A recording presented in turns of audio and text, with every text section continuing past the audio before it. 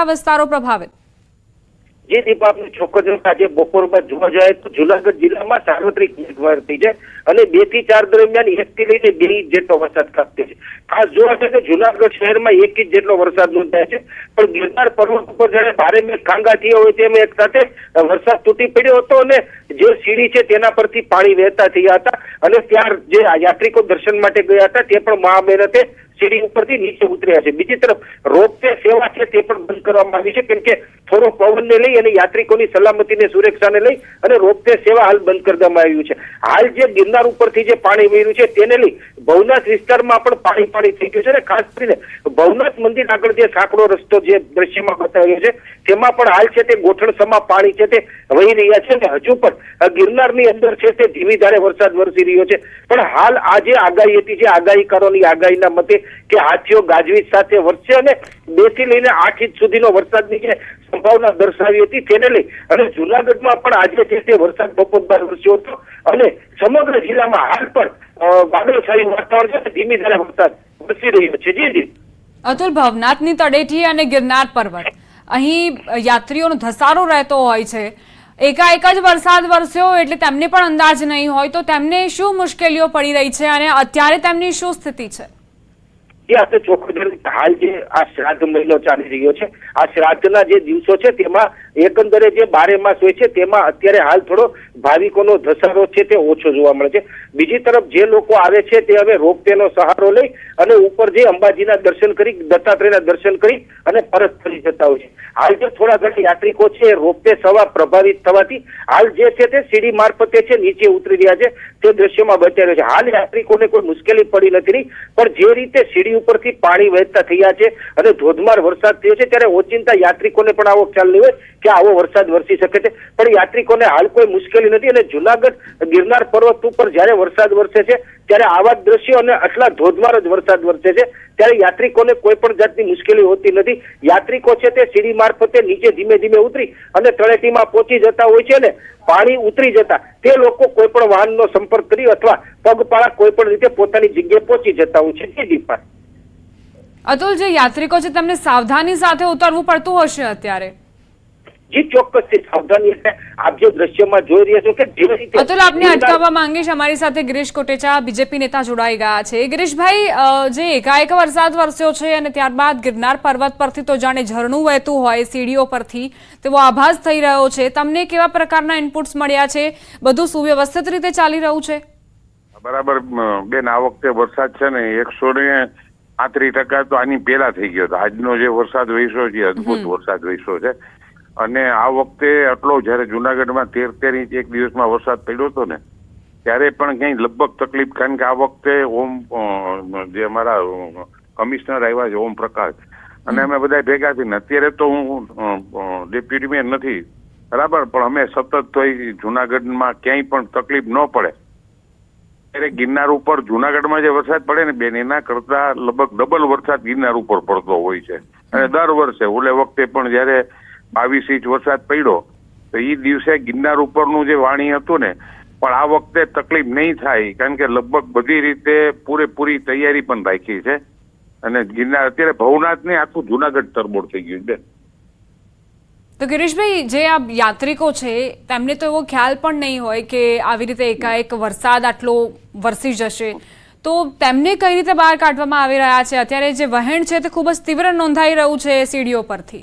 હા, એ વાત પણ એનાથી ને માની લો કે ક્યાંય ટ્રાફિક જામ થઈ જાય કે ભવનાથ સુધી કે એવી પોઝિશન નથી. દર વખતે સીડી ઉપરથી જે વરસાદ પડે ને એના કરતા ભવનાથની અંદર જે વરસાદ પડે ને બેન એ ચારીકોર ડુંગરની આજુ ડેમ છે, તમે માની લ્યો કે હસનાપુર ડેમ છે, પછી આણંદપુર ડેમ છે, આ બધી બાજુના વેણો ઈ પાણીમાં જતા હોય અને બાકીનો વરસાદ જે વરસે એ જુનાગઢમાં જે કાળવા નદી છે ત્યાં થઈ અને પછી તળાવમાં થઈ અને પાણી એક પણ ટૂંકી વાત બેન એટલી કરું કે આ વખતે લગભગ તકલીફ ને બીજું ત્યાં બધી ધર્મશાળાઓ જે છે ને આજુબાજુમાં એટલે પબ્લિકે જ્યાં જ્યાં એની વ્યવસ્થા કરી લીધી છે.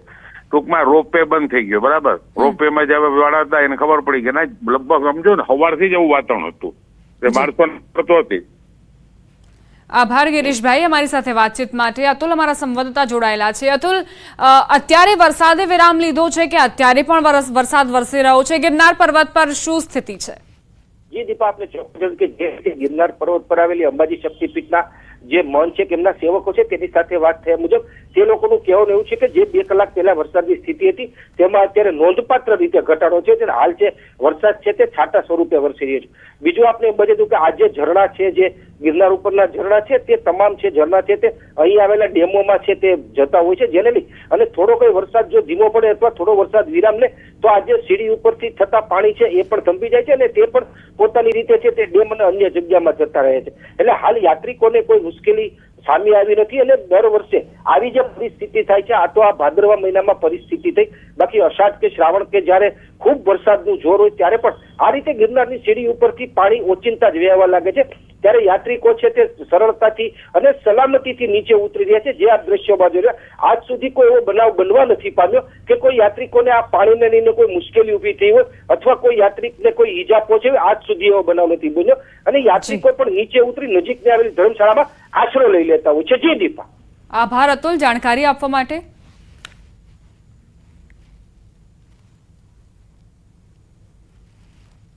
વાત હવે જેતપુરની કરીએ તો જેતપુરમાં સતત બીજા દિવસે ધોધમાર વરસાદ ખાબક્યો। ગાજવીજ સાથે તાલુકા વિસ્તારમાં વરસાદ ચાલુ છે।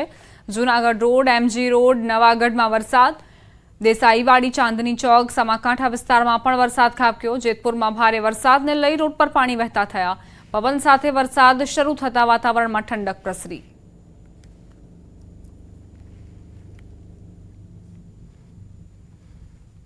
ઉપલેટાની વાત કરીએ તો બપોર બાદ વાતાવરણમાં અચાનક પલટો જોવા મળ્યો। ઉપલેટા શહેર તેમજ ગ્રામ્ય પંથકમાં ધીમી ધારે વરસાદ વરસી રહ્યો છે।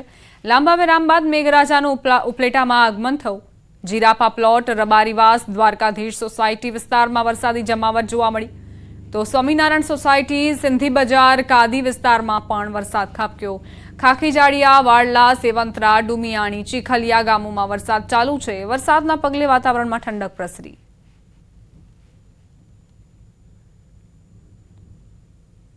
ગીર સોમનાથથી સમાચાર। ઉનાના અમોદરા ગામનો ખોડિયાર તળાવ ઓવરફ્લો થયો। છેલ્લા 2 દિવસથી ગીર પંથકમાં ધોધમાર વરસાદ ખાબક્યો। સતત વરસાદના પગલે અમોદરા ગામે તળાવ છલકાયું। ખોડિયાર તળાવ ઓવરફ્લો થતા ખેડૂતોમાં ખુશી।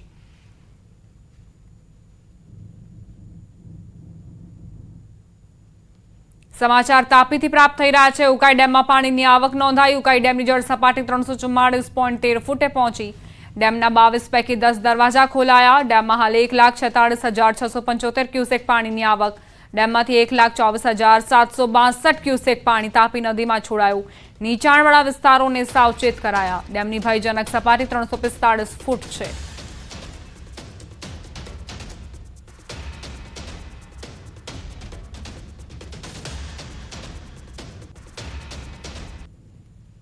ભાવનગરની માલેશ્રી નદીમાં ફસાયેલી તમિલનાડુના યાત્રિકોની બસને રેસ્ક્યુ કરવામાં આવી। તંત્ર દ્વારા મહામહેનતે બસને પાણીના ધસમસતા પ્રવાહમાંથી બહાર કઢાઈ। ગઈકાલે બુધવારે ભાવનગરમાં માલેશ્રી નદીમાં કોડિયાક નજીકના કોઝવેમાં તમિલનાડુના યાત્રિકોની બસ ફસાઈ હતી। ત્યારે 29 યાત્રાળુઓને મહામહેનતે ગઈકાલે રાત્રે જ બસમાંથી રેસ્ક્યુ કરાયા। 2 ક્રેનની મદદથી બસને કોઝવેમાંથી બહાર કાઢવામાં આવી।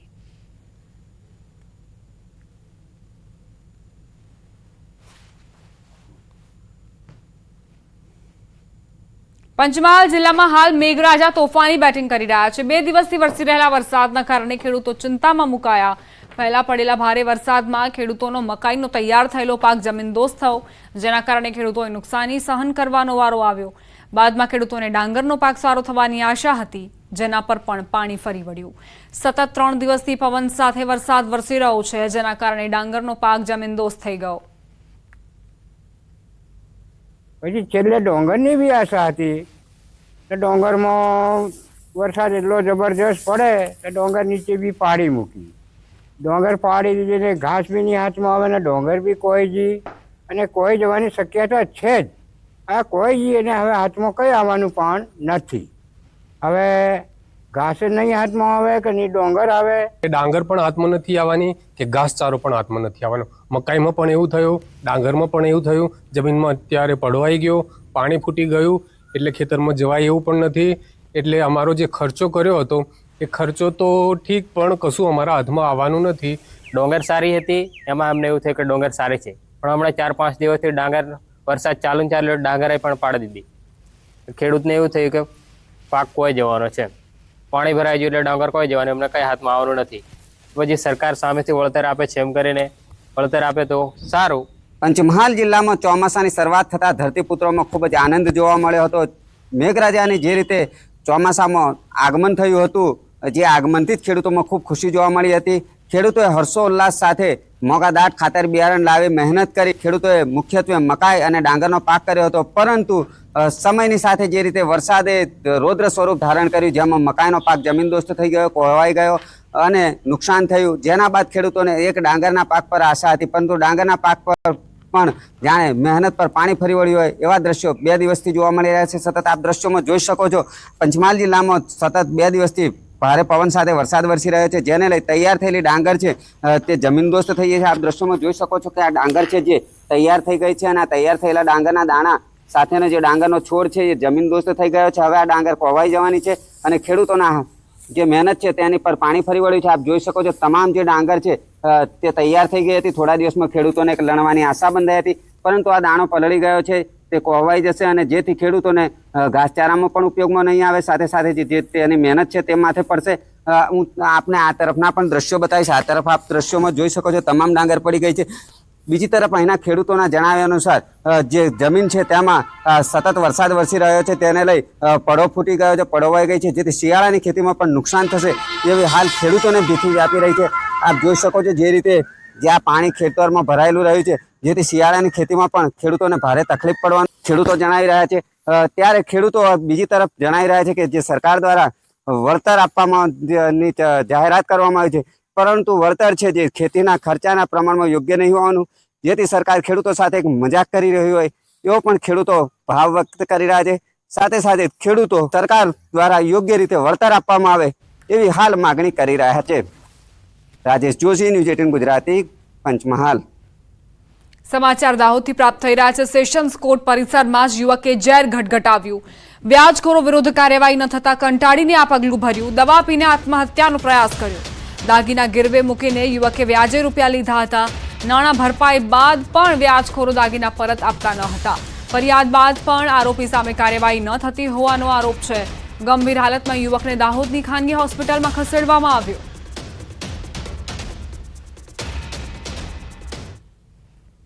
મહેસાણાથી સમાચાર. રખડતા ઢોરનો આતંક વધ્યો. રખડતા ઢોરની સમસ્યા દૂર કરવા તંત્ર નિષ્ફળ. મહેસાણાના રસ્તાઓ પર ઢોરના કારણે અકસ્માત વધ્યા. સેવાભાવી યુવાનોએ ઢોરના આતંકને દૂર કરવા અનોખી સેવા કરી છે. યુવાનો ઢોર પર રેડિયમ પટ્ટા લગાવી રહ્યા છે. યુવાનોએ 400 જેટલા રેડિયમ પટ્ટાઓ ઢોરને બાંધ્યા.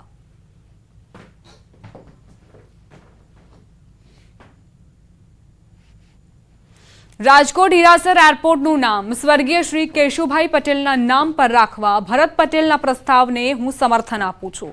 કેશુભાઈ પટેલ સૌરાષ્ટ્રના પ્રતિષ્ઠિત નેતા હતા અને ગુજરાતના મુખ્યમંત્રી તરીકે સેવા આપી હતી. એરપોર્ટનું નામકરણ કરીને તેમના વારસાનું સન્માન કરવું એ ગર્વની વાત હશે. તો રાજકોટનું એરપોર્ટ હીરાસર એરપોર્ટ, જેનું નામ સ્વર્ગીય શ્રી કેશુભાઈ પટેલના નામ પર રાખવા ભરત પટેલના પ્રસ્તાવને હું સમર્થન આપું છું. કેશુભાઈ પટેલ સૌરાષ્ટ્રના પ્રતિષ્ઠિત નેતા હતા અને ગુજરાતના મંત્રી તરીકે સેવા આપી હતી. એરપોર્ટનું નામકરણ કરીને તેમના વારસાનું સન્માન કરવું એ ગર્વની વાત હશે.